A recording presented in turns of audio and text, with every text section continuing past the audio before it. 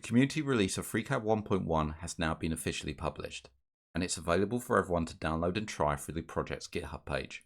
This is what's known as a release candidate, often shortened to RC. It's essentially a nearly finished version of the software that the public can test before the final stable release.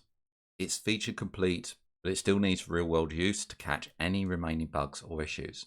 Trying the RC, users help ensure that the final release is as polished and reliable as possible. One important improvement with FreeCAD 1.1 is that you can now run your older version of FreeCAD alongside the newer one. This is thanks to the new separation of user configuration and settings between the versions. In practical terms, it means that each version keeps its own preferences and data, so you don't have to worry about one installation interfering with another. It makes testing the new version much safer and much easier. If you're interested in learning what's new in FreeCAD 1.1, including a beginner-friendly introduction to the top-down design using a master sketch, I have a playlist that you might find useful. In it I explore some of the new features, such as treating and importing construction geometry as defining geometry, the new transform tools, and the new assembly simulation tool.